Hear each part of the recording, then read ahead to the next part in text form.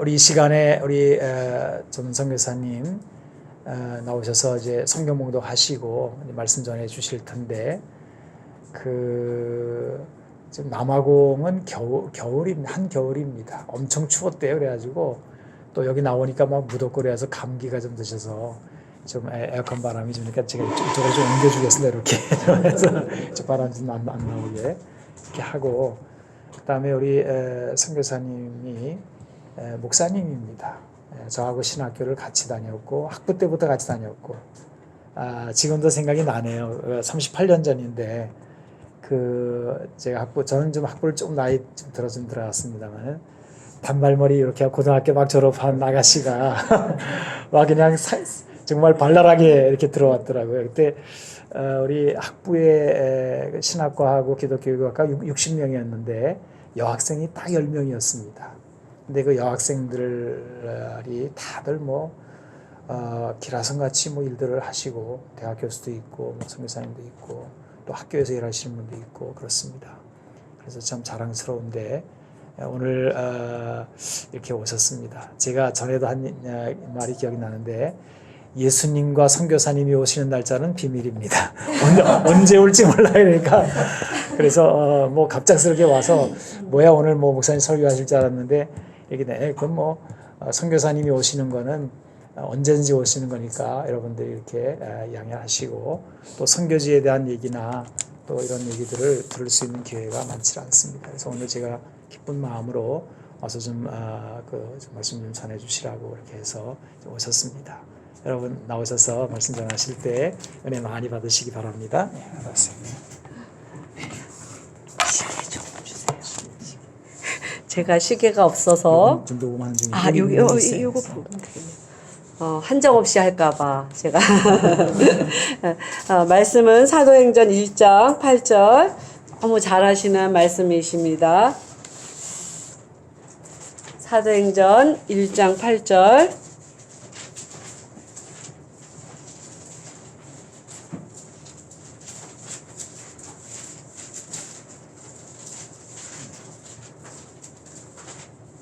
예, 다 찾으신 줄로 알고 함께 저희 합독할까요?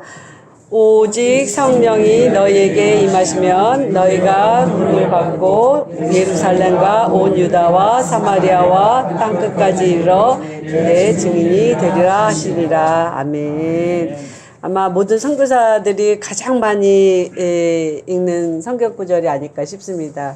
여기서 성령을 받으면 땅끝까지 이르러 내 증인이라고 하나님께서 말씀하셨는데, 저의 땅끝은 어디였는가? 오늘은 조금 약간 이렇게 간증을 좀 하면서 그냥 남아공 선교가 어떻게 되었는지 이런 것들을 좀 말씀을 드리려고 해요. 여기 연세 많으신 분들도 계시는데 감히 이렇게 어린 제가 이렇게 말씀을 드리기가 좀 민망하고, 그러니까 일단은 저에게 나타나셨던 하나님께서 어떻게 역사하셨는지 그것에 대해서만 간증을 하려고 합니다. 아까 말씀을 우리 목사님이 나눠주신 것처럼 학부를 졸업하고 신대원을 하고 대학원을 하고 아주 공부를 열심히 했습니다. 저는 여학생 중에서도 아주 열심히 공부하는 학구파 중에 하나. 그래서 제가 이제 대학을 졸업하고 그 다음에 영국으로 유학을 갔어요. 그래서 제가 기독교 교육을 전공을 했기 때문에 기독교 교육 박사학 과정을 계속 하고 있었는데, 이제 다 끝나갈 무렵, 영국에서 5년 동안 이제 학위가 이제 거의 다 끝나갈 무렵입니다. 장신대에서 이제 전화가 와서 빨리 들어와서 교수로 들어와라. 제가 유학 가기 전에 장신대 기독교교육연구원에 있으면서 이제 학생들을 가르치고 있었기 때문에 교수 요원으로 남자 목사님 한 분이 미국으로 가시고 저는 영국으로 가고, 그래서 이게 키웠어요. 기독교 교육과를 위해서. 그래서 이제 저는 당연히 들어올 거라고 생각을 했는데 그 전화를 받고 딱 일주일이 되던 시점이었습니다. 저희 큰아이가 이제 생일이었는데, 유학생 신분에는 이렇게 초대를 받아서 가도 또 이렇게 아이들 초대하기가 쉽지가 않아요. 그 비용도 만만치 않고 이러니까. 근데 이제 마지막이라고 생각을 했기 때문에 그때는 저희 집에서 이제 생일 파티를 열어줬습니다. 우리 딸에게. 그래서 딸 친구와 그 친구의 어머니들에게 인사를 하기로 하고 다 초대를 했는데, 아주 파티가 성대하게 잘 끝났습니다. 이제 내년에는 우리가 여기 없어. 안녕. 얘기 다 하고 이제 끝이 났어요. 근데 딱 설거지 할 거 보니까 막 산더미 같이 쌓여 있는 거예요. 근데 그때 좀 쉬었으면 딱 좋았을 텐데. 아, 저거 빨리 설거지를 하고서 쉬는 게 낫겠지. 그러고 문을 열고 제가 설거지를 하러 들어가는 그게 저의 마지막 기억이었습니다. 그리고 나서 제가 문고리를 딱 열고 그대로 쓰러졌나 봐요. 근데 쓰러졌는데 어떻게 저희 남편이 들어와 보니까 쓰러졌는데 이렇게 토하고 있더래요. 근데 뇌에 문제가 생기면 이렇게 토하죠. 그러니까 저희 남편이 의식이 없는 거를 보고서는 119를 빨리 불렀습니다. 그래서 이제 앰뷸런스를 타고 병원을 갔는데 저녁이니까 의사들이 다 퇴근하고 별로 없는 거예요. 거기 당직 의사 한두 명밖에 없고 그랬는데 병원에서 저에게 이야기를 하기를 이제 물어보는데 뭐 의식은 없고 그러니까 보호자가 얘기를 하는데 뭐 생일 파티 했다 그러지 뭐 토했다 그러지 그러니까 먹고 체했나 보다. 그래서 ABC 중에서 제일 별 볼 일 없는 환자를 이렇게 딱 분류를 해놨어요. 그래서 급한 환자들부터 막 보기 시작을 하는데 1시간 지나도 의식이 돌아오지 않으니까 이제 다시 MRI를 찍기 시작했는데 영국의 시스템이 좋은 게 주변에 조그만 그런 병원이었는데 큰 대학병원에서 같이 봅니다. 이 환자를 찍으면 그거를 같이 봐요. 근데 병원에서 저 환자 죽는다 빨리 이송하라는 거예요. 근데 그때는 벌써 뇌의 3분의 2가 피로 가득 찼습니다. 뇌출혈이 온 거예요, 제가. 그래서 이제 밤중에 갔는데 밤중에 수술실에 도착을 하니까 의사가 콜을 해가지고 의사를 불렀어요. 빨리 이 환자 수술하지 않으면 죽는다 이래가지고 왔는데 이제 거기에서 수술을 하고 나서 제가 의식이 없어서 3개월 동안 3개월 동안 의식을 못 찾았습니다. 그러니까 의사들도 이해를 못 하겠대요. 수술은 잘 끝난 것 같은데 환자는 의식이 없고. 그래서 결국은 안 돼가지고 이제 한국으로 돌아오게 됐습니다. 이제 공부를 할 수가 없으니까. 저희 남편은 조직신학 쪽을 공부하고 저는 기독교육을 공부하고 둘 다 박사가 거의 끝나는 그 시점에 이제 놓고 이제 사람이 죽겠으니까 일단은 들어왔어요. 그래서 여기 들어왔을 때만 해도 이렇게 누워가지고 사람 잘 못 알아보고 말 못하고 지금 제가 말 잘하죠. 근데 그때는 말이 잘 안 되는 거예요. 그러니까 뇌출혈이 오면서 어떤 상황이 벌어졌냐면 눈이 일단 잘 안 보이기 시작했습니다. 그래서 뭘 보려고 이렇게 집중을 하면 막 구토가 나고 그러니까 아예 볼 수가 없었고 그 다음에 다른 곳이 마비가 됐으면 보통 뇌출혈이 오면 반신불수가 대부분입니다. 그런데 저는 하나님의 은혜로 만약에 반신불수가 됐으면 선교사로 못 나갔겠죠. 딱 선교사 나갈 수 있게끔 반신불수를 만들어 놓으셨는데 어디냐면 딱 이쪽 오른쪽 팔만 딱 마비가 왔어요. 근데 제가 이렇게 누워가지고 가만히 생각합니다. 도대체 하나님이 왜 나를 살려주셨을까? 그리고 왜 하필 여기가 반신불수가 됐을까? 근데 제 마음에 딱 생각이 되기를 책 한 글씨 못 쓰고 출석부 정리 못하는 딱 오른손만 마비를 시키신 거예요, 하나님이. 생각해봐라. 이렇게 말씀하시는 것 같아요. 근데 제가 아까도 우리 목사님이 물어보시더라고. 아니, 오빠도 선교사인데 동생도 선교사고 뭐 둘이 뭐 옛날부터 그래 무슨 뭐 오빠 따라 나갔냐 뭐 이렇게 물어보셔요. 근데 저는 대학교 때 글쎄 서원을 했어요. 하나님 앞에 함부로 서원을 하시면 안 되더라고요. 너무너무 그 서원을 하고 잊어먹었어요, 저는요. 근데 제가 저를 신학교를 가보니까 목사가 할 수 있는 일들이 너무 여러 가지예요. 어떤 목사가 될 것인가? 나는 기관에 갈 것인가? 교회에 갈 것인가? 아니면 선교사로 갈 것인가? 무엇을 할 것인가? 근데 그 당시에 박종무 선교사님이라고 볼리비아에서 선교를 굉장히 열심히 하시던 분이 저희 채플에 오셔가지고 말씀을 하시는데 그냥 눈물 콧물을 다 쏟으면서 저도 모르게 일어나가지고 막 하나님 저는 전 세계에 나서 주의 말씀을 증거하겠습니다. 그리고 잊어먹었어요, 저는. 그런데 하나님은 기억하시더라는 거예요. 그럼 모든 것들 뭐 공부도 열심히 하고 그냥 교수가 되는가 싶었던 그 순간에 하나님께서 쓰러져서 생각하게 하신 거예요. 근데 제 마음에 어떤 생각이 드냐면 내가 지금 하나님의 부름을 받아도 나는 부끄러울 것이 별로 없는데 딱 한 가지 그때 생각이 나는 게 있는 거예요. 하나님 앞에 약속을 지키지 못한 한 가지가 생각이 나는 거예요. 그래서 이제 저희 남편에게 이야기를 했습니다. 여보, 나는 하나님 앞에 약속을 지켜야 될 것 같아. 가고 싶어. 어디로? 땅끝으로. 우리 남편이 제가 유언을 하는 줄 알았대요. 걷지도 못하는 사람이 왜냐하면 제가 새벽 기도도 못 나갔어요. 교회도 갈 수가 없었어요. 걷지를 못하기 때문에. 그러니까 주일날 11시 예배 때 그 사무장님이 오셔가지고 봉고차에다 실어가지고 겨우 교회에다가 갖다가 이렇게 거의 눕혀놓다시피 하면 겨우 예배밖에 못 드렸거든요. 딱 한 번. 그래서 그때 제가 느낀 것 중에 하나가 이 발이 성에서 이렇게 여러분들 오늘 이렇게 교회 나오셨잖아요. 얼마나 하나님의 은혜인지 몰라요. 못 걷더라고요. 이렇게 한 군데만 살짝 이렇게 하나님이 건드려 놓으시니까. 그리고 못 보더라고요. 그러니까 아직도 눈이 괜찮을 때 열심히 말씀을 읽는 거 하나님의 축복인 줄로 아시면 좋겠습니다. 그리고 정말 우리가 목숨이 있다 없다가 딱 백지장 차이 하나라는 걸 느꼈습니다. 하나님이 탁 건드리시니까 그대로 쓰러져서 아무것도 할 수가 없었어요. 그런데 제가 그때 이제 우리 남편에게 그런 얘기를 하니까 웃더라고요. 아니 걷지도 못하는 양반이 아 이게 이제 마지막 유언을 할래나 보다 이렇게 생각을 했다는 거예요. 근데 이제 제가 좀 성격이 좀 강한 편입니다. 저희 남편보다. 그러니까 안 돼 여보 걷지도 못하는데 못 가 이렇게 하면은 남편이 못 가게 해서 못 갔다고 이제 원망을 할까봐 그래 가자 이렇게 얘기를 했대요. 그러고서 이제 그 총회 선교부에 딱 들어가서 보니까 선교사 기준이 굉장히 높은 거예요. 뭐 토플이 550이 넘어야 되고 건강검진을 해야 되고 한 달 동안 전지훈련을 받아야 되고 뭐 5과목 시험을 쳐가지고 뭐 몇 점을 받아야 되고 뭐 이건 도저히 할 수가 없는 거예요. 저희 남편이 볼 때는. 그래서 하자고 그렇게 얘기를 한 거예요.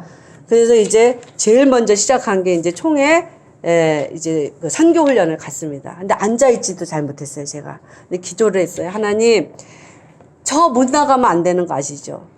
제가 이거 통과를 못하면 못 나갑니다. 하나님 힘주세요. 그래서 이제 길을 쓰고 앉아있다가 쉬는 시간이면 얼른 숙소에 가서 눕습니다. 그리고 일주일을 했어요. 국내에서. 그 다음에 전지훈련 3주는 이제 해외로 나가야 되거든요. 근데 웬 은혜입니까? 하나님의 은혜가. 저희 기수만 전지훈련이 없었습니다. 선교사 후보생들하고 좀 간사하고 좀 이렇게 다툼이 벌어져가지고 그래가지고 저희들은 다 단기 파송으로 아무도 장기 파송이 없었어요. 전지훈련이 없었습니다. 그러니까 그 다음번에 이제 시험을 치러 가야 되잖아요. 근데 이제 시험을 치러 이렇게 갔는데 제가 읽지를 못하고 못 쓰니까 우리 나라에 됐다. 이건 얘기를 하면 이제 집으로 돌아가라 그러겠지. 그러고서 이제 가니까 그 간사가 이야기를 합니다. 목사님, 영국에서 뭐 전공하셨어요? 선교학이요. 그럼 목사님 시험 안 치셔도 됩니다. 근데 우리 남편이 저를 보면서 뭐라면, 근데요, 우리 와이프가 지금 이 손이 마비가 돼서 이거 못 써요. 못 읽어요. 그러니까 시험 못 치니까 이제 가란 소리를 좀 했으면 좋겠는데. 그러니까 그 의사, 그 간사분이 뭐라고. 목사님 면제시라니까. 이거 다른 방 가셔가지고 목사님이 읽어주세요. 그 사모님이 말해주시면 써주시면 되잖아요. 그래가지고 그냥 그 시험을 다 쳤습니다. 통과가 됐어요. 토플 550 내야 된다면서요. 두 분 다 박사학위까지 가시는 분, 그 면제예요. 우리 남편이 점점 막 불안해지기 시작을 하더래요. 딱 한 가지 이제 의사의 건강검진을 통과를 해야 돼. 당연히 걷지도 못하는데 의사가 안 된다 그러죠. 근데 하나님은 돌팔이도 역사를 하시더라고요. 그분이 돌팔이라고 말하면 절대로 안 되는데 하나님의 은혜 가운데 아마 그렇게 하셨을 거예요. 근데 그 의사분이 딱 와서 서가지고 걸어보라는 거예요. 똑바로. 근데 정말 막 부들부들 떨면서 정말 똑바로 걸었습니다. 모든 검사가 다 끝났는데 이분이 건강검진에다 뭐라고 했냐면 모든 기능은 약화되었으나 정상. 꽝! 도장 찍어주고. 저희 남편이 기가 막히는 거예요. 그래서 이제 저희가 파송을 받아서 남아공에 갔습니다. 남아공에 가니까 정말로 우리가 생각하는, 그러니까 저는 저의 땅끝은 아프리카라고 생각했어요. 제일 머니까. 근데 아프리카 중에서도 최남단으로 내려가는, 그러니까 남아공. 지금은 인터넷이 발달을 했으니까 막 찾아봤을 것 같아요. 그때는 남아공이 어떤 나라인지도 모르고, 어떤 곳인지도 모르고, 그냥 간 거예요. 근데 가서 보니까 치안이 너무 무서운 거예요.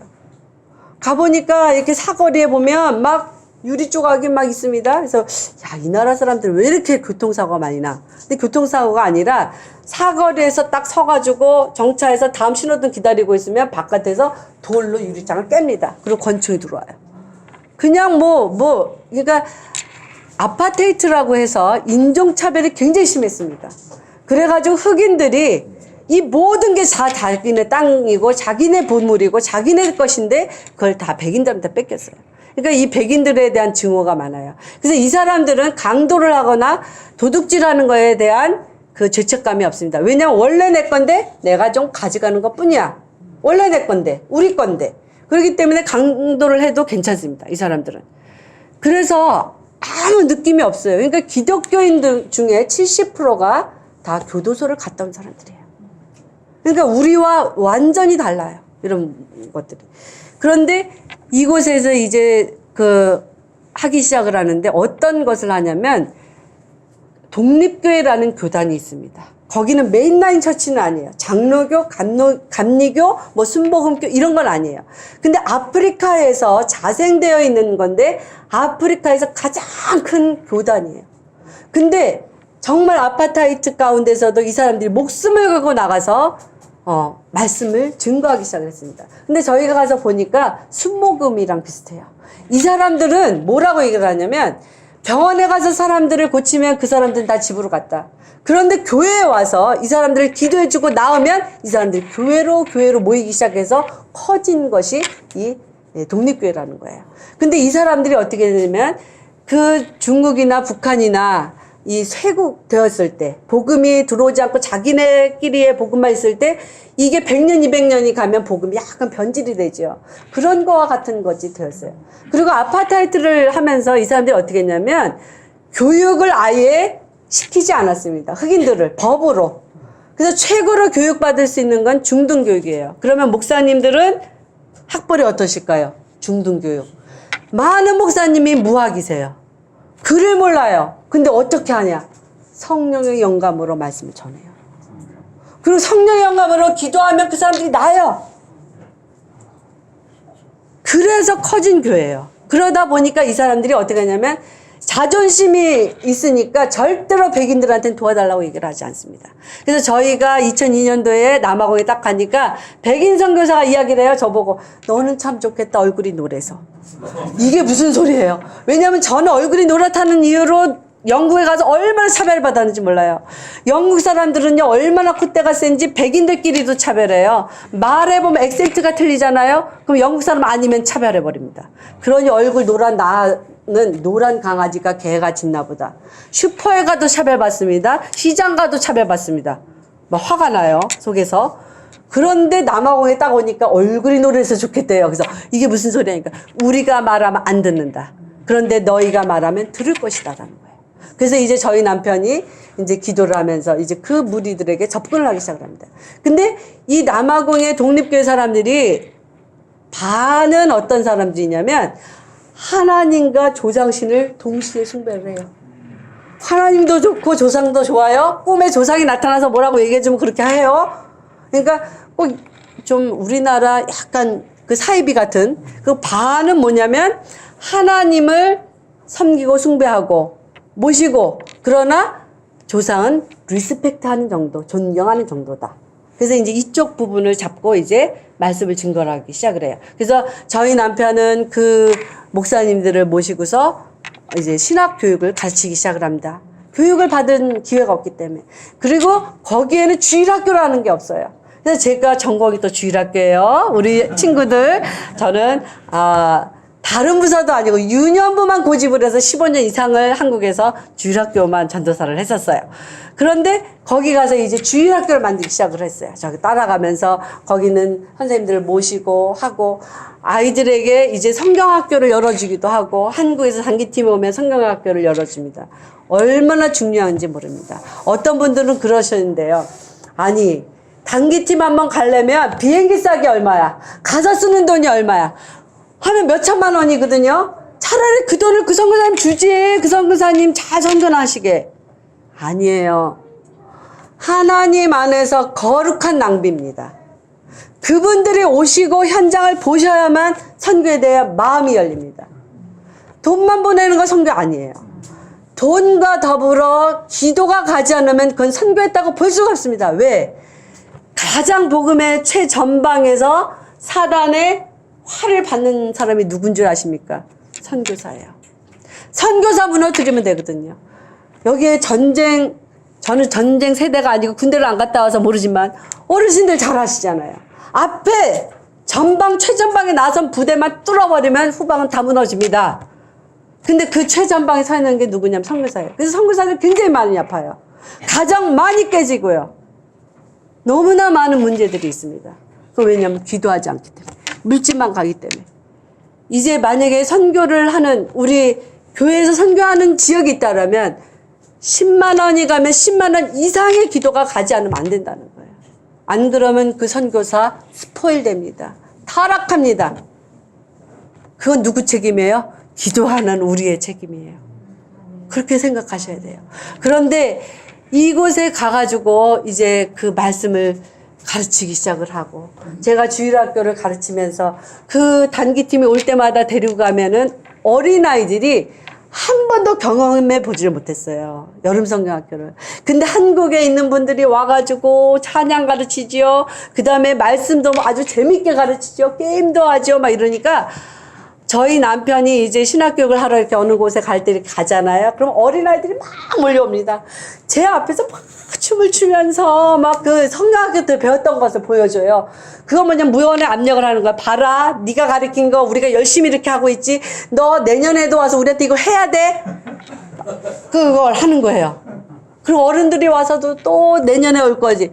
근데 그 교회만 갈 수는 없잖아요. 이 교회도 그런 혜택을 줘야 되고 저 교회도 줘야 되고, 그러니까 이제 돌아가면서 가기 시작을 하는데, 정말 저희 교회에서 그 권사님 장로님이 오실 때 오셔가지고 그랬대요. 아, 저것들이 맨날 해마다 가서 뭐하나. 젊은 청년들이 주로 많이 왔거든요. 영어를 해야 되니까.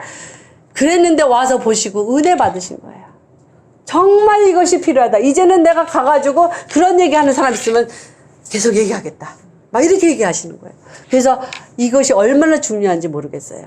그런데 저희가 이제 그 말씀을 가르치러 하나님 말씀하시는 곳마다 갑니다. 근데 하나님이 거기에 가서 저희에게 주셨던 비전 중에 하나가, 너희들은 베드로와 같이 너희들은 보자기 용법을 써라. 하나님이 가르쳐 주신 거예요. 그러면서 사도 베드로가 보자기 환상을 보죠. 거기에 짐승들이 있는데 들어서 못 먹습니다. 잡아먹으라. 아유, 아니에요. 그런데 하나님이 거룩한 것을 누가 속되다고 하느냐. 저희에게 그들을 독립교회 선교 처음 시작할 때 주셨던 말씀입니다. 하나님이 거룩하게 한 것이니까 너희가 속되다고 말하지 말고 그들을 가르쳐 정말 주의 말씀을 제대로 온전히 가르칠 수 있게 세우라는 거예요. 그래서 이제 저희에게 하신 게 뭐냐면, 보자기에다가 모든 신학 교재들을 다 싸가지고 원하는 곳마다 가서 그걸 펼쳐놓고 가르치고 그 다음에 다시 싸가지고 나오고. 그러니까 저희는 15년 동안을 아무 건물이 없이 했습니다. 가서 가르치고 무형해. 너무 괴로운 거예요. 왜? 한국에서 누가 오시면 가보자는 거예요. 건물 하나라도 보자는 거예요. 건물이 어디 있습니까?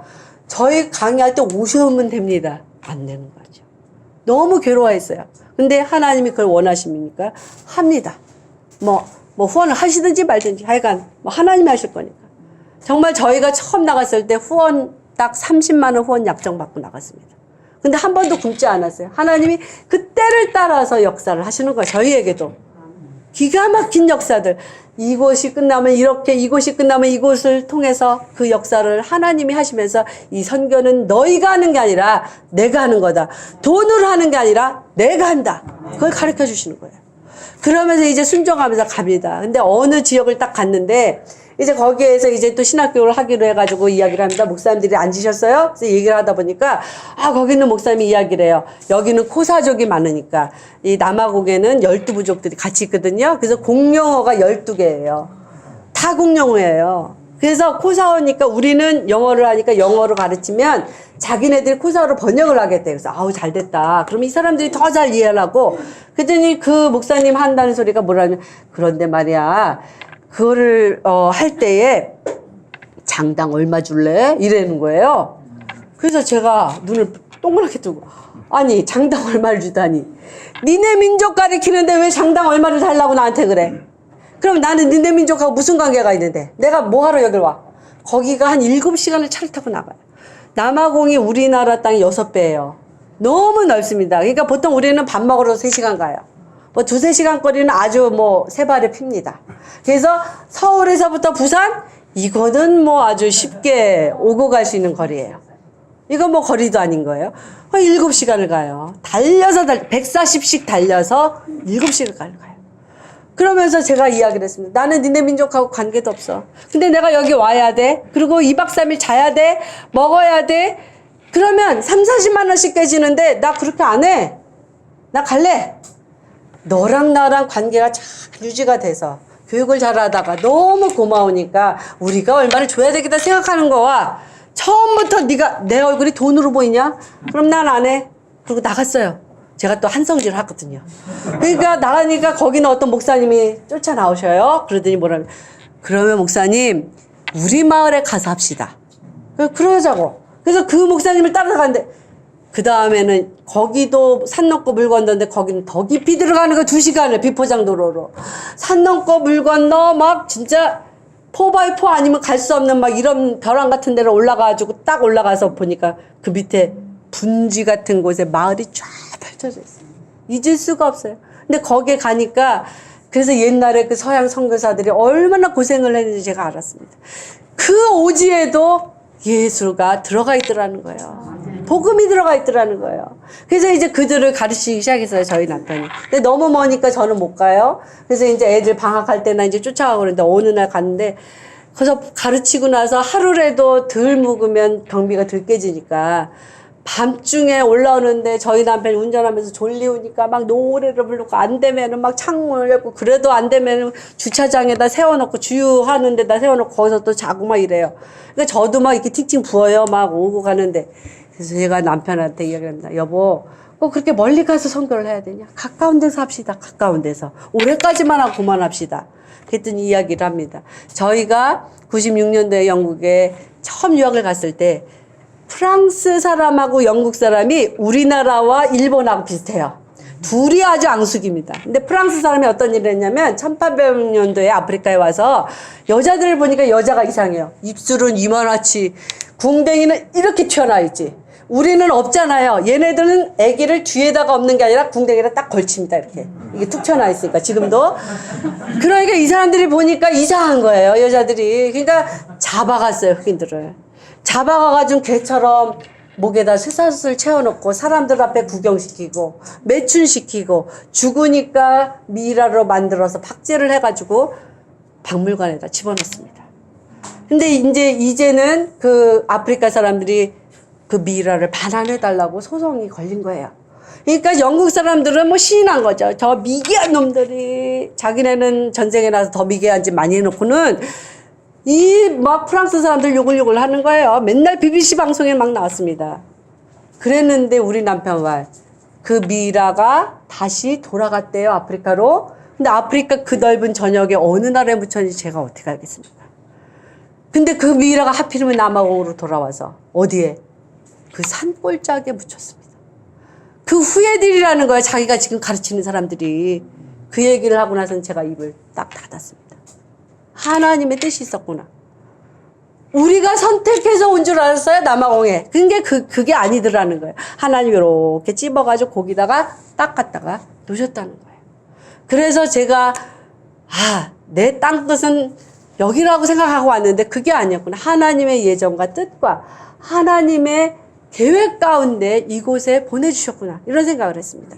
그래서 15년 동안은 열심히 그들을 가르쳤어요. 근데 15년 딱 됐을 때 어떤 일이 벌어지냐면 제가 영국에서 딱 쓰러졌을 때 누워가지고 의식이 없고 막 이제 나중에 겨우 한국으로 돌아와서는 성경에 딱 생각나는 사람이 누구냐면 히스기야가 생각나요. 히스기야가 자기가 병들었을 때 벽을 바라보면서 하나님 앞에 15년만 살려달라고 애원하잖아요. 근데 저희 둘째가 그때 28개월 때 제가 쓰러진 거거든요. 그러면서 그때 기도를 하면서 하나님 앞에 하나님 지금 가도 괜찮은데 우리 아기 너무 불쌍하잖아요. 이 아이가 조금은 컸을 때 저를 데려가셔도 되지 않겠습니까? 15년만 저의 삶을 연장시켜달라고. 근데 하나님이 정말로 15년을 연장시켜 주셨다는 거예요. 제가 남아공에 가서 뭐 특별하게 뭘 치료한 거 없습니다. 그런데 그냥 순종하고 갔더니 3년 동안은 아무것도 못했습니다. 왜? 일어나지도 못하고 잘 걷지도 못하니까. 그래서 기도하면서 하나님 필요하면 사람을 오게 해주세요. 필요하면 말할 수 있게 해주세요.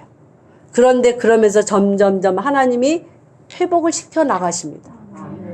건강해지기 시작을 했어요. 처음엔 여기 근육도 굳어서 이거 팔도 못 움직였는데 설거지 하면서 막 그 행주를 막 일부러 막 이렇게 막 돌립니다. 막. 그러면서 근육이 풀어지고. 그리고 어느 날은 이제 목사 안수를 받아야 되겠다는 생각이 드는 거예요. 여자 목사 안수를 받아야 되는데 제가 영국 가는 그 시점에 이제 여성 안수가 통과가 됐어요. 저희 교단에서. 근데 그때에도 저는 그게 참 교만이라는 걸 깨달았습니다. 저는 언제든지 돌아와서 공부하고 언제든지 목사가 될 수 있다고 생각한 거예요. 그러니까 빨리 공부하러 가야지. 갔다 와서 받지 뭐. 그렇게 생각했는데 그렇게 아파서 손에 글씨를 못 쓰는 상황이 벌어질 줄 누가 알았겠습니까? 근데 목사 안수를 받는 거를 상상도 못 했는데 어느 날 기도하는데 그래요. 받아라. 주가 쓰시겠다고 하라. 아, 하나님 나 이렇게 불구가 되는데 괜찮아요? 받아라. 그래서 이제 무조건 신청을 했습니다. 근데 이렇게 보니까 어디도 저는 해당이 안 돼요. 무슨 뭐 장애인도 아니고 장애인 몇 급 이거 받은 것도 아니고 요거 마비가 되는데 겉으로 볼 땐 너무 멀쩡하니까. 근데 이거 글씨는 못 쓰고 이거 어떡하지? 그래서 하나님이 목사 안수는 받으라고 한 거지 그냥 한번 시험만 쳐보라는 건가 보다. 그러고 이제 딱 대기를 하고 있습니다. 근데 노회에서 일단은 이렇게 면접을 먼저 해야 돼요. 근데 노회가 아무리 기다려도 그게 안 떠요. 공지가 안 떠요. 언제 오라는 게 목사 후보생들.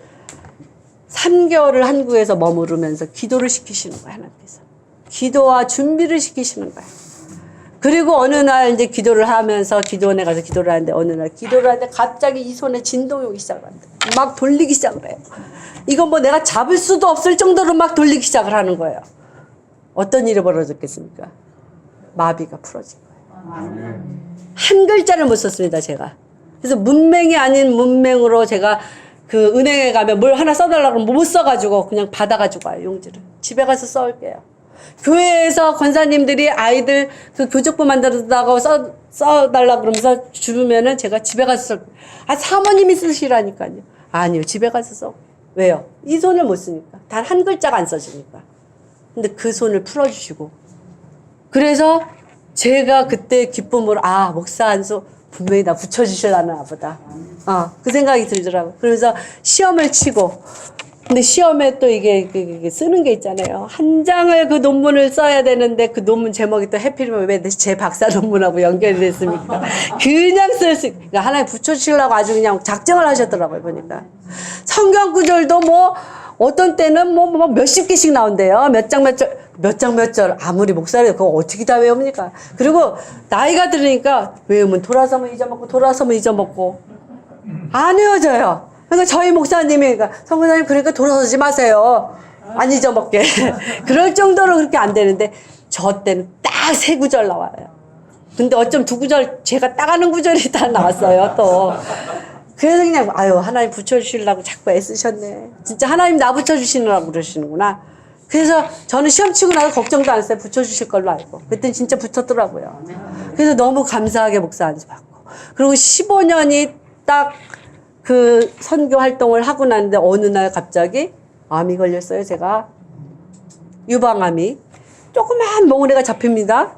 근데 저는 잡히는데 저희 큰딸이 의사예요. 근데 모르겠대요. 그냥 이렇게 축질 내보더니 엄마는 알겠는데 엄마 너무 신경과민이야. 단기티 먹으면 막 하다가 보니까 2달이 흘러갔어요. 그때는 누가 만져도 커진 몽우리가 잡히는 거예요. 그러니까 우리 딸이 놀라요. 빨리 한국 나가라 엄마. 안 된다. 그래서 딱 비행기를 타는데 그날따라 제가 항상 이코노미를 타는데 딱 가니까 프리미엄으로 저를 이렇게 업그레이드를 해줘요. 제가 자주 오는 사람도 아닌데 왜 프리미엄을 줘요?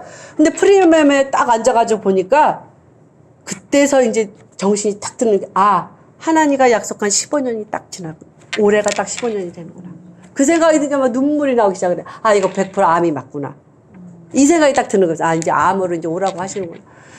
눈물을 흘리기 시작을 하니까 그 옆에 앉은 사람들이 저 여자가 왜 저러나 멀쩡하게 생각하고 자꾸 눈물을 흘리고 실현을 당했나 이혼을 당했나 왜 저러나. 그런데 그러면서 이제 제가 병원에 딱 가니까 병원에서 너무 질 나쁜 놈이래요. 이 암이. 왜냐면 너무 2개월 가운데 너무 확 커지니까 이게 큰일 났다고. 빨리 수술하자고. 그러면서 이제 수술을 합니다. 근데 하나님의 기적이 거기서 또 일어나더라고요. 제가 영국에서 수술하면서 머리에서 위까지 션트라는 가난 관을 몸속에다 심어놨습니다. 왜냐하면 여러분들은 다 괜찮으세요. 근데 뇌를 인공적으로 열잖아요. 그러면 이 안에 뇌척수액이 제대로 이렇게 빠져나가서 이렇게 그 안에서 이렇게 다 해결이 돼야 되거든요. 근데 그게 되는 사람도 있고 안 되는 사람이 있어요. 근데 저는 안 되는 거예요. 그래서 관을 심어가지고 이 뇌척수액을 일부러 이렇게 돌게 순환을 시킵니다. 그러니까 물을 많이 마셔줘야 되는 거예요. 근데 남아공은 아파트하이츠를 하면서 흑인들한테 어떻게 못되게 했냐면 백인들이 법적으로 흑인 지역에는 화장실을 못 짓게 했습니다. 그러면 아무 데서나 용변을 보잖아요. 더럽게 하고. 그리고 목욕탕을 못 짓게 했어요. 안 씻으면 냄새 날 거 아니에요. 그러니까 백인 아이들한테 너희들 흑인 애들하고 놀지 마. 말할 필요도 없어요. 냄새 나고 더러우니까 안 놀아요. 그렇게 악랄하게 했어요. 근데 제가 처음에 흑인 지역을 딱 갔는데 보니까 화장실이 없어요. 근데 남자들은 괜찮잖아요. 어디나 화장실이니까 괜찮은데 여자는 안 되잖아요. 그러니까 물을 안 먹어요. 물을 안 먹으니까 어떻게 돼요? 혈압은 올라가고 이거 서큘레이션이 안 되니까 머리가 아프고 견딜 수가 없어요. 딱 하루 반 지나니까 도저히 견딜 수가 없으니까 저희 남편이 저를 끌고 그냥 막 다시 백인 지역으로 나갑니다. 그래서 그때 제가 울면서 하나님한테 기도했어요. 하나님, 선교하러 가라면서요. 그러면 이렇게 바보를 만들지 마셔야죠. 왜 이렇게 만드셔가지고 선교지에 갈 수 없게 만들어 놓고 저보고 선교하라고 하세요. 왜 이곳에 오라고 하셨어요. 그런데 수술을 하면서 왼쪽 가슴을 딱 열어보니까 그 션트가 끊어져 있는 거예요. 이거 안 열었으면 몰랐겠죠. 그런데 의사가 이렇게 만져보니까 거기서 뇌척수액이 안 떨어지더래요. 그게 똑똑똑 떨어져야 되거든요. 그래서 제가 눈을 딱 떠보니까 여기에 관이 하나 이렇게 삐쭉 나와 있어요. 그래서 이게 뭐냐고 정신 들어서 모르니까 그게 그 션트를 빼놓은 거래요. 그래서 깜짝 놀랐어요. 안 된다고. 이 션트는 한 번 심으면 이거는 영구적으로 안에 들어가 있고 이거 빼놓으면 큰일이고 이거 감염되면 뇌랑 같기 때문에 죽는다. 안 된다고 몇 번 펄펄 뛰었어요, 제가. 그랬더니 아니라고. 그 신경외과 과장님이 오셔가지고 그러니까 이게 끊어져 있으니까 응급으로 부른 거예요. 그래서 그 과장님이 와서 보니까 안 되니까 그게 안 흐르니까 혹시나 몰라서 거기다 이제 주머니를 달아서 본 거예요. 이제 얼마나 뇌척수액이 나오나. 근데 3일 동안 관찰하는데 단 1cc도 안 나오는 거예요. 그러니까 그 의사가 얘기를 합니다. 신경외과 의사가. 이거 빼셔도 되겠어요? 제가 아주 이대 목동병에서 아주 유명한 사람 됐습니다. 뺀 사람 없어요. 그래가지고 월요일날 유방암 수술하고 목요일날 뇌를 다시 여기를 깎고 이거를 다 빼내기 시작합니다. 근데 하나님이 얼마나 절묘하신 줄 아세요? 다 빼놓으면 거짓말이라 그럴까봐 요만큼만 못 뺐어요. 왜? 살하고 완전히 딱 붙어가지고 그건 도저히 뺄 수가 없는 거예요. 뜯어낼 수가 없는 거예요. 그래서 요만큼이 남아있습니다. 지금도 여기에. 그래서 그거 끝나고 나니까 얼마나 신났겠어요, 제가. 이거 암이라고 생각이 안 되고 하나님이 나 고쳐주시려고 그러신 거죠. 이제 느낌이 어떠냐면 너 이제 마음껏 흑인적 들어가서 한번 선교해봐라. 이렇게 말씀하시는 것 같아요. 그래가지고 암수술 받고도 하도 웃고 다니니까 저희 교회에 있는 분들이 그러세요. 저 선교사님 수술한 거 맞아요? 왜 저렇게 웃고 다니세요? 너무 감사하니까. 그래서 가서 보니까 제가 정말 기형이 많더라고요. 저는 태어날 때 진짜 기형아로 태어나야 마땅한데 하나님 은혜로 정상으로 겉껍데기만 정상으로 태어났더라고요. 이 뇌출혈 됐을 때도 여기에 뇌혈관에 기형 혈관이 있어서 터진 겁니다. 근데 영국에서 또 발병이 된 게 어떤 거였냐면 혀 절반이 혹이 되었어요. 그래서 말하면 막 침이 튀기고 근데 그거는 불치병입니다. 영국에서 못 고쳤어요. 그래서 검색을 해보니까 전 세계적으로 이건 희귀병이에요. 영국에서 말한 것처럼. 영국에서 뭐라면 혀를 절단해야 된다고 그랬어요. 근데 저희 남편이 여보 조금만 기다려봐. 그러면 의학이 발달되면 뭔가 법이 있을 거야. 그러다 뇌출혈로 쓰러졌거든요. 그래서 남아공에 갔더니 거기에 하나님의 의사가 있었던 거예요. 영국에서 없던 의사가. 근데 치과를 딱 가니까 이 사람이 놀란 거야. 혀 절반이 혹이니까. 이게 뭐냐고. 빨리 어느 병원에 가보라 그러면서 레퍼런스 써줘요. 가보니까 영국에는 이비인후과 의사는 있거든요. 근데 거기 가보니까 턱 전문의, 혀 전문의가 있더라는 거예요. 그래서 이 레퍼런스 받고 아니 이 사람 아니고 여긴데? 그래서 거기 가가지고 나 이머전시다. 그랬더니 여기 써준 게 아닌데 왜 일로 왔냐. 그래서 이거 아니고 나 전문의가 여기 있는 것 같아서 왔다. 그러니까 그 사람이 보더니 뭐 뭐 지금부터 뭐 10월까지 이미 다 환자가 다 차 있어가지고 지금 너 들어올 수가 없대. 그래서 혀를 딱 보여주니까 그냥 놀래는 거야. 놀래면서 누가 캔슬하면 내가 해줄게. 그래서 가니까 연구에서 한 거랑 똑같아요. 얘기한 거는. 뭐 혀를 절단해야 된다 이러는데 이 의사가 또 뭐라고 얘기를 하냐면 자기 친구 가운데 혀 중에서 혈관 전문의가 있다. 또 레퍼런스로 써서 똑같습니다. 그래서 그 사람을 만났어요. 근데 그 사람이 이야기를 하기를 뭐라 그러냐면 엑스레이 이 혀만 전문으로 찍는 엑스레이를 찍었어요. 근데 보니까 전광판에다 딱 걸어보니까 혀 밑에 남들이 없는 까만 동맥이 있는 거예요. 제가. 그러니까 영국에서도 한 번씩 이렇게 터지면 막 분수소들이 쏟아졌거든요. 동맥이니까. 보통 사람은 정맥이기 때문에 그런 게 없다는 거예요. 그러니까 그것도 기형인 거잖아요. 근데 그 의사가 이야기를 해요. 정맥은 그냥 천천히 흐르니까 보통 정맥 환자들이 많대요. 그럼 막 혹이 여기다 오는 사람도 있고 저까지 혀에 오는 사람도 있고 뭐 여러 군데로 막 그게 오는데 그걸 다 수술했대요. 그리고 거기다 약을 이렇게 넣어가지고 그걸 줄여가지고 그 혹을 제거하면 되는데 문제는 동맥은 안 된다는 겁니다. 동맥은 정맥의 120배가 빠르게 흐른다는 거예요, 피가. 그러면서 뭐라 그러냐면 이 의사가 너무 감사한 게 뭐냐면 의료 선교사였어요. 그러니까 그 사람이 이런 얘기를 해요. 너희 이제 나는 의사니까 할 수 있는 거는 수술은 내가 한다. 그걸 떠내려가지 않게 잡는 건 하나님이 하신다. 기도하자. 그래서 그때부터 이제 저를 아는 모든 사람들에게 메일을 보내면서 기도해달라고 막. 그래서 2달, 3달을 기도를 했습니다. 그리고 준비를 하는데 이제 내일이면 수술하러 가야 되는데 그 전날 또 터진 거예요. 또 피가 막 쏟아집니다. 그래서 병원으로 가서 이제 수술을 했는데 너무 기가 막힌 거죠. 의사가 수술하는데 그 수술하기로 했던 의사가 그 다음날 오기로 했기 때문에 의사가 없는 거예요. 다른 사람이 보더니 이거 뭐 그냥 뭐 정맥 수술 나 많이 했으니까 해보자. 그래서 아 그거 아니고 나는 이거 기형 동맥이 있어. 그중 이 사람이 막 갸웃갸웃거리면서 뭐라 그러면 큰일 났는데 근데 그래도 방법은 이것밖에 없는데 이러는 거예요. 그러면서 니네가 손해보는 건 돈 없애는 것밖에는 없으니까 그래도 방법이 이것밖에 없으니까 해보자는 거예요. 그래서 우리 남편하고 제가 막 고민을 하다 이거 어떡하냐. 이거 하다가 안 되면 이제 절단해야 되는 혀를. 이거 절단하면 안 되잖아요. 이거 어떡하냐. 그래도 방법이 없으니까 해보자. 근데 이제 수술을 했습니다. 수술하고 나왔는데 그 의사 얘기가 3일이 지나면 부기가 빠지고 가라앉을 수 있다고 얘기를 했어요.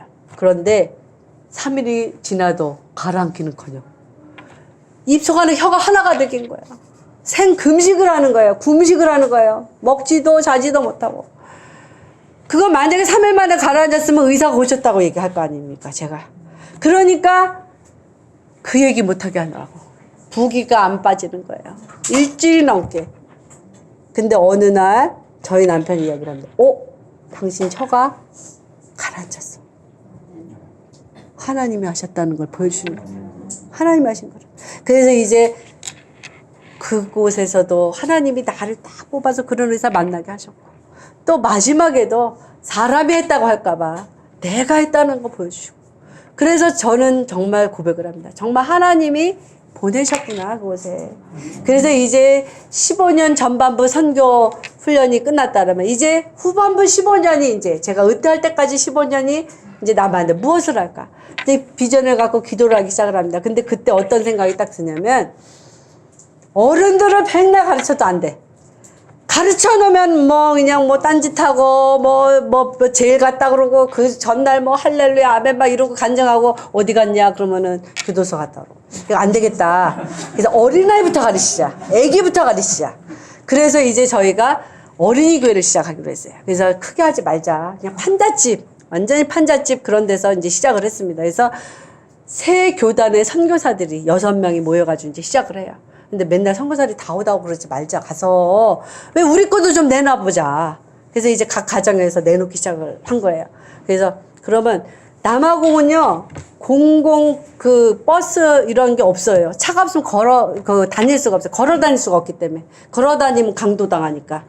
그러니까 식구마다 차가 있어야 되는 거예요. 저희 집도 차가 2대였어요. 그래서 그럼 한 대를 내놓는다. 그러니까 어떤 선교사님 그럼 우리도 한 대 내놔. 또 어떤 선교사님은 도저히 자기네 차를 못 내놓으니까 테레비를 내놓겠대요. 그래서 그걸 내놓는데 어떤 그 한국에 있는 목사님이 어떻게 그분도 학부 때 같이 공부한 선배님이신데 한 번도 뵌 적도 없어요. 근데 그분이 어떻게 소식을 듣고는 전성회사 그거 팔지 마. 나한테 팔아. 그러는 거예요. 그래서 내가 그 돈 줄 테니까 그 돈으로 시작하고 그걸 전성회사 타고 다니면 안 될까? 그렇게 얘기하시는 거예요. 그러면서 시작을 했습니다. 교회를 시작을 하기 시작했는데 진짜 판자촌 교회에서 시작을 하다 보니까 이 아이들이 몰려오기 시작을 합니다. 어린이 교회를 한다 그러고 영어 교회를 한다 그러니까 부모들이 지내는 안 나가는데 애들은 보내요. 근데 거기는 전기도 없고 물도 없습니다. 거기에다가 쌍고마라고 해서 무당이 굉장히 아주 심해요. 그래가지고 저희가 교회를 처음 이제 그 리모델링 하기 시작할 때 보니까 교회 앞마당에 어느 날 가보면 닭을 잡아가지고 닭 피를 뿌려놔요. 그 다음에 어느 날은 또 가보면은 그 소 뼈를 이만큼 내놔요. 그래서 아유 얘네들이 뭘 모르네. 우리는 이런 거 갖다 팍팍 과서 먹는데 선교사는 안 줘서 못 먹는데 이거 참 얘네들 이걸 모르네. 이러면서 이제 시작을 합니다. 그러니까 어른들은 저주가 무서워서 못 나와요. 무당들이 있기 때문에 또. 근데 어린이들은 나오는데 재밌는 거예요, 애들은. 왜냐면 전기도 없는데 저희는 발전기를 돌려가지고 이제 커다란 프로젝트를 쏘거든요. 그러니까 뭐 거기서 영화를 해주고 찬양을 하면 애들이 너무 신나는 거예요. 집에 가도 그렇게 재밌는 게 없고 학교에 가도 그런 게 없는데 교회에 오면 그렇게 재밌어요. 언제 그랬을까요? 저 어렸을 때 그랬어요. 저 어렸을 때 교회만 가면 너무 재밌는 거예요. 막 동화도 재밌게 해주지, 뭐도 뭐 먹을 것도 주지. 교회가 제일 재밌더라고요. 근데 딱 지금 남아공의 상황이 그렇습니다. 그러니까 아이들이 신난다고 말이에요. 그러다 보니까 아이들이 너무 많으니까 막 텐트 앞마당에 치고 뒷마당에 치고 교회 못 들어가고 방법이 없어요.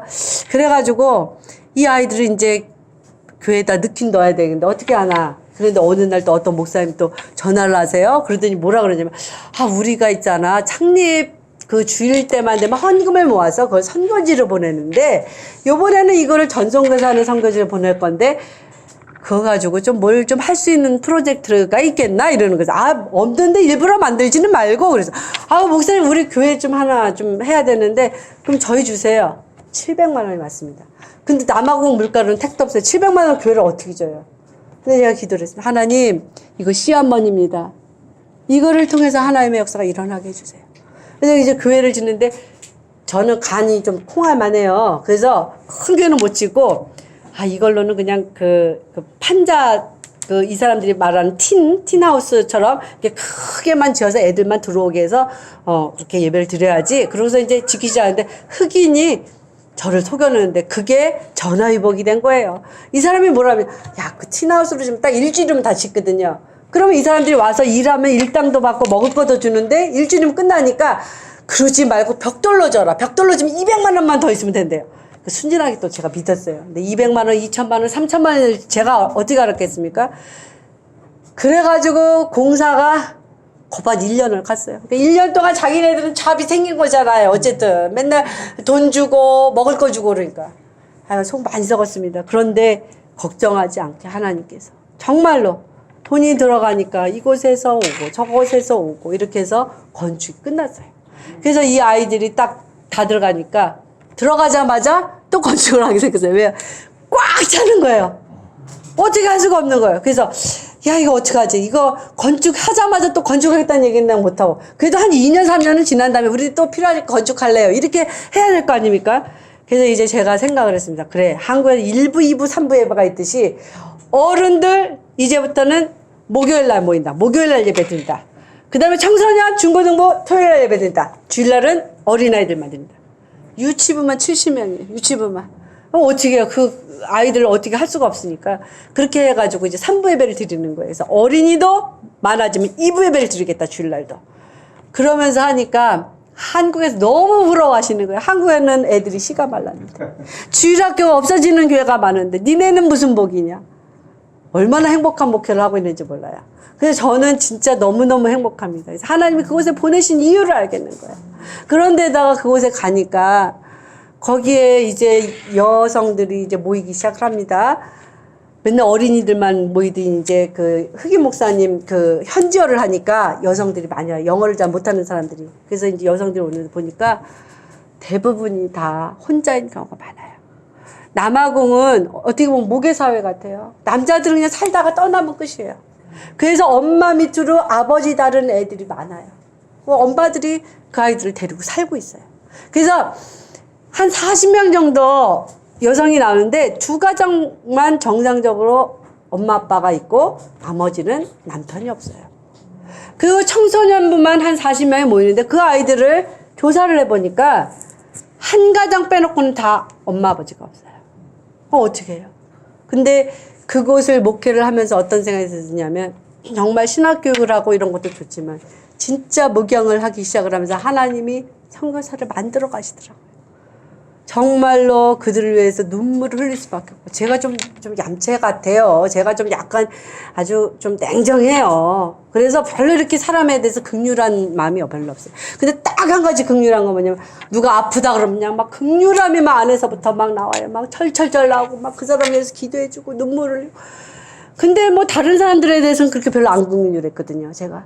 근데 그 지역을 들여보내면서 하나님이 그곳에 정말 돌아다니면서 전도하면서 그들을 만나게 하고 그러면서 이 마음을 찢으시기 시작을 하는 거예요. 그래서 우리 아이들이요 다 한국으로 나와 있어요.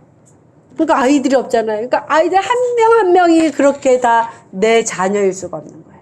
근데 어느 날은 막 진짜 힘들고 막 마음이 괴롭고 지치고 견딜 수가 없는데 어느 날 어떤 집에 딱 신발 갔어요. 근데 어린 조그만 흑인 여자아이가 이렇게 나오더니요. 저보고 뭐래? You are so beautiful. 저는 그 말이 하나님의 음성으로 들리는 거예요. 그 아이가 볼 때 동양 사람 안 예뻐요. 눈도 작고 코도 이렇고 입도 작고 그 아이가 볼 때 뭐가 이쁘겠습니까? 근데 그 아이가 그 얘기를 딱 하는데 하나님께서 그래 너의 영혼 내가 예쁘다고 나는 보고 있어. 힘내라. 그 음성으로 들리는 거예요. 그러니 저희 남편이 눈물을 쓰겠다고 또 이제 한국에 나와 있어요. 아직년으로. 그러니까 저는 남편도 없어요. 여자들을 만나니까 그 이해가 되는 거예요. 우리 남편이 있어가지고 같이 알콩달콩 이러고 있으면 그러려니 말거니 이랬을 것 같아요. 근데 그들이 남편이 없기 때문에 어려운 상황을 제가 마음 깊이서부터 이해가 되더라는 거예요. 그래서 하나님이 그래서 이 환경을 만드셨구나. 그들을 이해하게 하기 위해서. 그들을 공감하게 하기 위해서. 그래서 그곳에 보니까 정말 불쌍한 사람들 많습니다. 근데 그 남아공의 제일 심각한 문제가 에이즈입니다. 거기 에이즈 고가도 많고. 그리고 거기에 있는 어떤 부인하는 사람이 에이즈예요. 근데도 교회 열심히 나옵니다. 그러면서 막 춤을 추면서 어느 날 그 생일 파티를 이제 한 번씩 해줘요. 중고등부하고 이제 그 아동은 너무 많으니까 못 해주고 중고등부하고 이제 어른만. 근데 그 자기 생일 파티를 해주니까 나와서 막 춤을 추면서 하는데 어떤 느낌인지 저 사람이 내년에도 과연 저렇게 같이 춤을 출 수 있을까? 근데 그리고 나서는 그 다음 주에 가니까 안 보여요. 그 사람이 병원으로 입원했대요. 그래서 이제 찾아갔습니다. 근데 그 사람이 또 부탁을 합니다. 이런 찬양을 불러달라고. 주일날. 우리 그 여성들 모이면 목요일날. 그래서 그 이야기를 듣고 와가지고 이제 광고를 하니까 그들이 다 일어나서 찬양을 합니다. 하나님 앞에 찬양을 하고 춤을 추며 찬양을 하는데 너무 아름다워요. 그렇게 아름다운 찬양과 춤을 저는 본 적이 없습니다. 그들의 온 영혼을 다해서 하나님 앞에 드리는 그 찬양. 그래서 우리가 하나님 앞에 찬양을 할 때도 기도할 때도 한마디 기도도 괜찮거든요. 그 기도도 진심을 다해서 하나님 앞에 기도하고 내 영혼을 다해서 하나님을 높일 때 정말 그곳에 하나님 임하실 것이라고 믿습니다. 큰 교회 숫자가 소용없어요. 여러분 한 사람이 일당 100입니다. 20명 모였습니까? 2000명 교회입니다. 여러분 그것을 위하여서 정말 나는 100명의 몫으로 하나님 앞에 찬양한다. 100명의 몫으로 기도한다. 생각하고 주님 앞에 나오시기 바랍니다. 저는 선교사니까 저의 땅끝인 아프리카로 갔습니다. 여러분의 땅끝은 어딘가요? 이렇게 돌면 지구가 동그랗기 때문에 내 옆이에요. 여러분의 가정, 여러분의 학교, 여러분이 만나는 친구, 여러분의 이웃사람, 그분들이 다 여러분의 땅끝입니다. 그분들 초청해 오세요. 이제 얼마 남지 않았습니다. 주님 오실 날 얼마 남지 않았습니다. 우리가 또한 주님 앞에 갈 날도 얼마 남지 않았습니다. 언제 어떻게 될지 몰라요. 나의 이 말이 마지막 말이 될 수도 있는 거고. 그렇기 때문에 여러분들 만나실 때마다, 기회가 될 때마다 주의 말씀을 증거하시는 여러분 되시기 바랍니다. 기도하겠습니다. 아버지 감사합니다. 주님 앞에 저희들 주일 예배를 드리고 주님 앞에 나왔습니다. 주님을 만나러 나온 이곳에 주의 영광이 가득하기를 원합니다. 하나님, 우리들의 마음 가운데 주의 성령으로 채워주시옵소서. 주의 영이 아니고서는 우리가 변화될 수가 없습니다. 우리는 인간적인 생각을 할 수밖에 없고 우리는 정말 육의 생각을 할 수밖에 없습니다. 하나님, 우리는 사랑할 수 없습니다. 하나님, 우리는 미워할 수밖에 없습니다. 우리는 죄를 질 수밖에 없는 저희들의 존재입니다. 주님, 저희를 용서하여 주시옵시고 주께서 우리를 십자가에 달려 돌아가시기까지 사랑하시고 그 보혈을 흘려주셨기에 우리가 주님 앞에 이렇게 서 있는 것처럼 하나님, 우리도 주님 앞에 죄인인 것을 고백하며 다른 사람을 용서하며 사랑할 수 있게 도와주시옵소서. 하나님, 저희들 언제 어느 때 주님의 부르심을 받을지 저희들은 알지 못합니다.